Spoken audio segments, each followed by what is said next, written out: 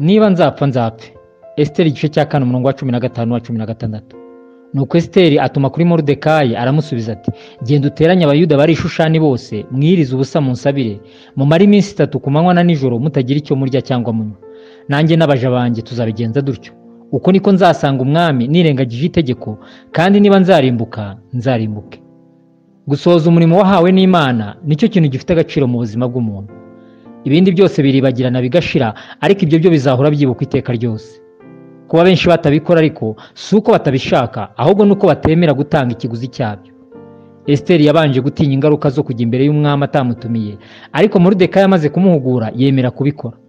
Yarazi umumaro wo gusenga, abasaba kumusabira iminsi 3 batarya batanywa, akabona kugenda, ndetse nawe ubwe n'abaja be biyemeza kubikora. Nubwo bafashe gahunda yo gusenga, yazirikanye ko nubwo Imana yumva gusenga, hari ubwo yemera ko ibikomeye bitugeraho kandi atari uko inaniwe kubidukiza. Gukora umurimo Imana yadutumye gukora ntibisobanuye ko nta kibazo tuzahura nacyo. Gusenga bibasha gukuraho ibikomeye, ariko bibasha no kutabikuraho, ahubwo bikatwambika imbaraga zo kubicamo. Stefano we yarabwirije bamwicisha amabuye. Yesu yumviye se baramubamba.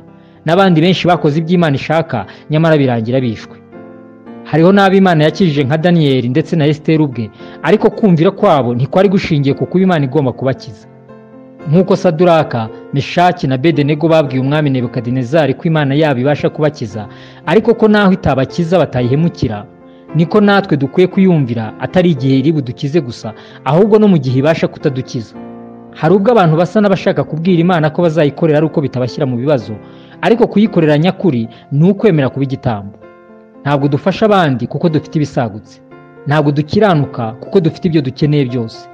Dukora ibyo Imana ishaka, byaba ngombwa ko duhura n'ingorane ndetse n'urupfu tukabyemerana umunezero. Uwo ni wo mutima Imana ikeneye ko tugira, kugira ngo dusoze inshingano yaduhaye tutagize urwitwazo na rumwe. Dusenge.